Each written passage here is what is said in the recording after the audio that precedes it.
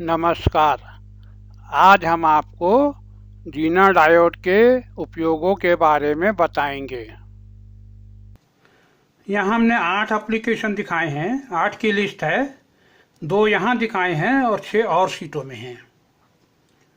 Wave form clipper, voltage shift, voltage regulator, over voltage protection, operation amplifier gain control limiter, power supply protection, voltage reference, meter protection. अब ये zener diode का wave form clipper में application है। हमने 2 Zener series में लगा रखे हैं। पोलरिटी उनकी रिवर्स है, एक का एनोड ऊपर है, एक का कैथोड ऊपर है। अब ये ड्रॉप कितना होगा? मान लीजिए इसका ड्रॉप है 5.6 वोल्ट, इसका फॉरवर्ड ड्रॉप है 0.7 वोल्ट, तो टोटल कितना हो गया? 5.6 प्लस 0.7 इक्वल टू 6.3 वोल्ट। तो इसके क्रॉस वोल्टेज 6.3 वोल्ट है। यहाँ पे हमने एक रजिस्टर लगा रखा है। अगर इनपुट हम एसी देते हैं, जो ग्रीन कलर से दिखाया है, तो आउटपुट रेड कलर क्लिप हो जाएगा।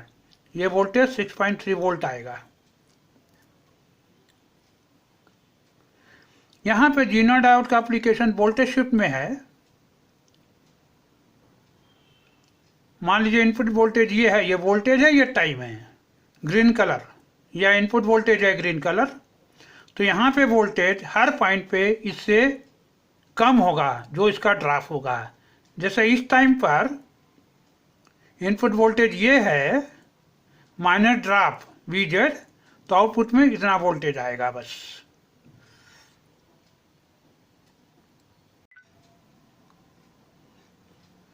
अब ये जीना डायोड का as a voltage regulator application है।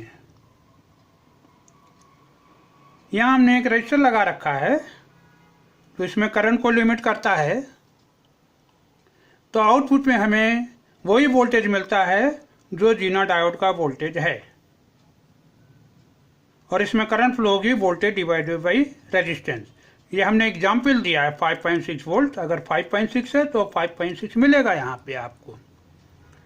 इस सर्किट की रेंज बहुत कम होती है, आप ज़्यादा लोड वेरिएशन नहीं कर सकते, तो ये सर्किट यूज करते हैं। इसमें हमने एक एनपीएन ट्रांजिस्टर लगा रखा है। अब जीना डायोड में करंट ऐसे फ्लो करती है।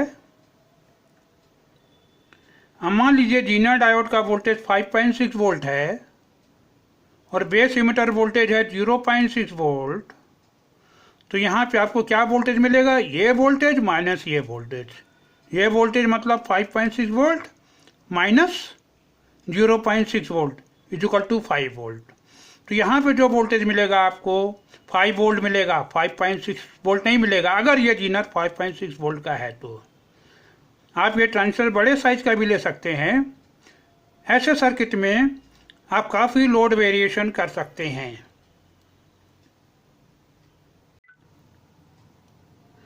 जब हम ऐसा सर्किट यूज करते हैं तो ये जो लोड करंट है वो ऐसे आती है, ट्रांजिस्टर से होते हुए आती है।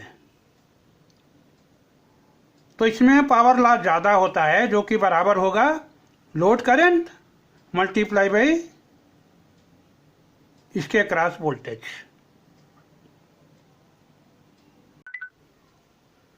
अब ये जीना डायोड का एप्लीकेशन है ओवर वोल्टेज प्रोटेक्शन के लिए। यहाँ हमने एक थायरिस्टर लगा रखा है और इस जीना डायोड को इसके गेट में लगा रखा है। जब यहाँ और यहाँ इसके क्रॉस वोल्टेज इस जीना डायोड के ब्रेकडाउन वोल्टेज से ज़्यादा हो जाता है, तो इसमें करंट ऐसे फ्लो होने लगती है। और इस गेट करंट की वजह से ये थायरिस्टर ट्रिगर हो जाता है और यहाँ पे 0 वोल्टेज आ जाता है, करीब 0 वोल्ट, क्योंकि थायरिस्टर का कुछ ड्रॉप होगा और ये शॉर्ट हो जाता है, तो करंट ऐसे फ्लो होती है। अब आप 2 काम कर सकते हैं। यहाँ पे फ्यूज लगा सकते हैं, तो जब ये शॉर्ट होगा तो सडनली बहुत ज़्यादा करंट फ्लो होगी और ये फ्यूज ब्लो हो जाएगा। दूसरा ऑपरेशन क्या होता है कि यहाँ पे फ्यूज नहीं लगाते, हमको शार्ट करना ही पड़ता है। हमारे कुछ प्रोजेक्ट में हमने इसको शार्ट किया है, फ्यूज ब्लो नहीं किया, उसकी रिक्वायरमेंट ऐसी थी। तो जब यहाँ पे वोल्टेज जीना डायोड के वोल्टेज से ज़्यादा हो जाता है तो ये ट्रिगर हो जाता है और यहाँ शार्ट हो जाता है।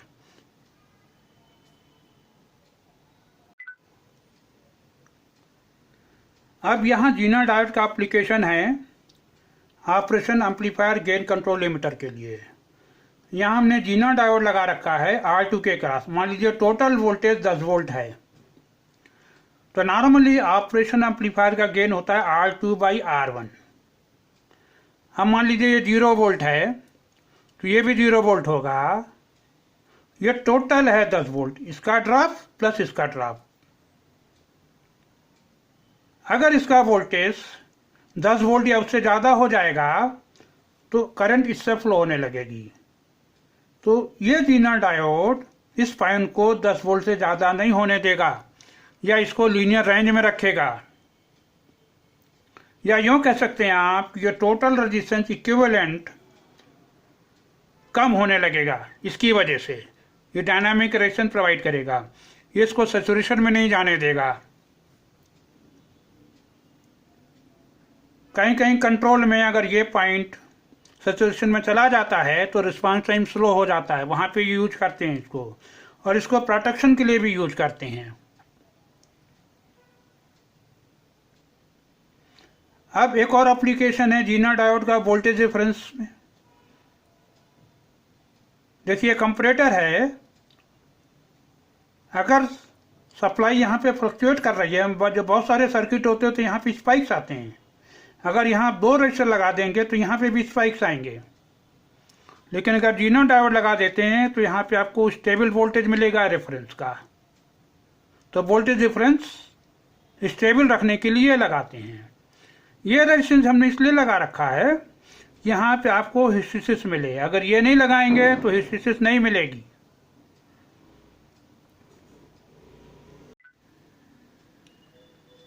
अब ये जीना डायोड का पावर सप्लाई प्रोटेक्शन में एप्लीकेशन दिखाया है हमने। यहाँ एक छोटा सा रजिस्टर वैल्यू लगा रखा है, फ्यू ओम का होता है ये। शुरू में हमने बताया था कि जीना डायोड शॉर्ट टाइम के लिए काफ़ी ज़्यादा करंट ले जा सकता है नॉर्मल करंट से। वो फंक्शन यहाँ यूज होता है।